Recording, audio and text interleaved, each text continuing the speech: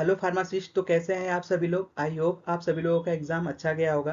तो चलिए एग्जाम होने के बाद आप लोगों को क्या करना है उसके बारे में थोड़ा हम समझ लेते हैं। तो जैसा कि भारत का राजपत्र जो एजुकेशन रेगुलेशन 2020 के अकॉर्डिंग जो अपेंडिक्स डी करके एक फॉर्म आया है, जो कि आप लोगों के हॉस्पिटल ट्रेनिंग के लिए बहुत ही इंपॉर्टेंट है, और वही फॉर्म आप लोगों को फिलअप करना है और उसके बाद आप लोगों को अपनी हॉस्पिटल ट्रेनिंग को पूरा करना है। तो सबसे पहले वो आप लोगों को फॉर्म कैसे मिलेगा और उसकी प्रक्रिया, उसकी कितनी कॉपीज लगेंगी या कैसे आप लोग अपनी ट्रेनिंग को पूरा करेंगे उसके बारे में हम थोड़ा समझ लेते हैं।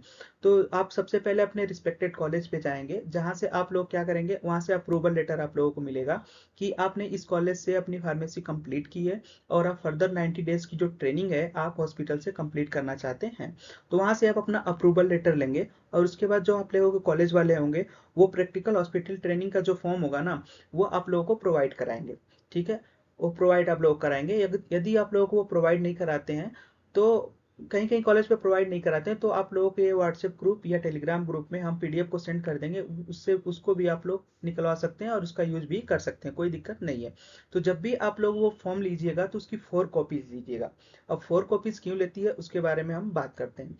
तो पहली कॉपी जो आप लोगों की होगी, जब भी आप फर्स्ट टाइम अप्रूवल के लिए जाएंगे तो सीएमओ सर के ऑफिस जाएंगे, तो फर्स्ट कॉपी वहां पे आप लोगों के अप्रूवल लेटर और जो प्रैक्टिकल ट्रेनिंग का फर्स्ट कॉपी होगा वहां पे सबमिट कर दिया जाएगा।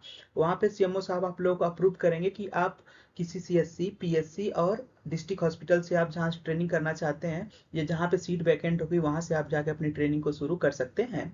और फिर फर्दर आप जब वहां पे आएंगे, जिस भी सीएससी पीएससी में आपको इंटरेस्ट है या जहाँ पे भी उन्होंने अलॉट किया वहां पे जब आएंगे तो वहां पे जो चीफ फार्मासिस्ट सर होंगे वहाँ उनके पास एक कॉपी सबमिट होगी। ठीक है, वहां पे एक कॉपी सबमिट होगी।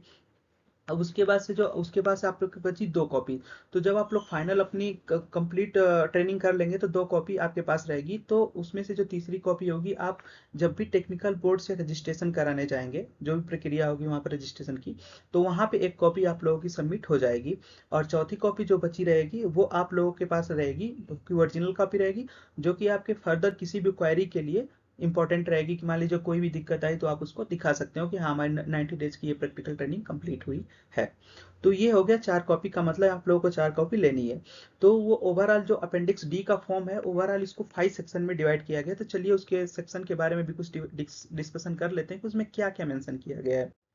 तो पहला अपेंडिक्स का जो फॉर्म है उसमें सेक्शन ए है, जिसमें आप लोगों को name of student of pharmacist, आप लोगों को जनरल इन्फॉर्मेशन और पेरेंट्स और आपका आप कहाँ रिसाइडिंग कहाँ करते हैं, ये सारी चीज़ें भरनी है। और यहाँ पे हेड ऑफ इंस्टीट्यूशन का मोहर और साइन होगा।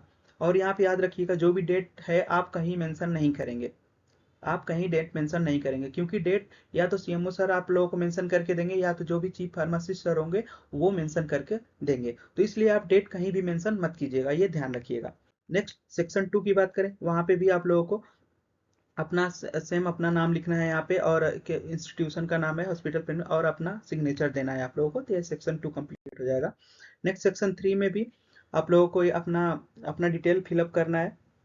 और जो भी अपना अप्रेंटिस मास्टर होंगे, जो भी आपके चीफ फार्मासिस्ट सर होंगे उनका नाम होगा और यहाँ पे उनका सिग्नेचर होगा। ठीक है।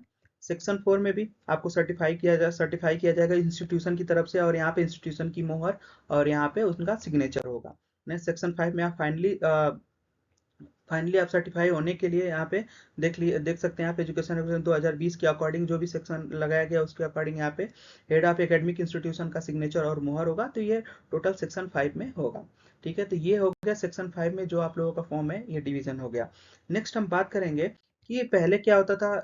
एजुकेशन रेगुलेशन 2020 से पहले अपेंडिक्स ई आता था हॉस्पिटल ट्रेनिंग के रिगार्डिंग।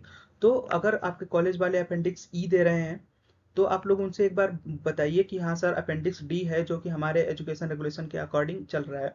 तो अपेंडिक्स डी के बारे में और अपेंडिक्स एक बार वहां से आप अपना कंफर्मेशन कर सकते हैं कि कौन सा हमें फॉर्म लगेगा। और आप लोगों को जनरली अपेंडिक्स डी ही लगेगा, क्योंकि यार यार जो भी 2020 के अकॉर्डिंग जो है अपेंडिक्स डी डी ही मान्य है। एक बार वहां से आप इंस्टीट्यूशन से अपने कंफर्म कर लीजिएगा ये सारी चीजें।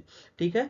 तो ये सारी चीजें आप लोगों के लिए बहुत हेल्पफुल होगी। और बहुत लोग समझ नहीं पाते 4 कॉपीज क्यों लेनी है और कहाँ से कौन सी कॉपीज को करनी है कौन सी नहीं करनी है। तो इसलिए अगर 4 कॉपी आप करा के रखते हैं तो आपके पास सभी जो भी डॉक्यूमेंट होंगे हॉस्पिटल ट्रेनिंग के मैटर में वो सभी आपके पास ओरिजिनल डॉक्यूमेंट होंगे। इसलिए आप लोग 4 कॉपीज करा लीजिएगा। Thank you for watching friends. Thank you.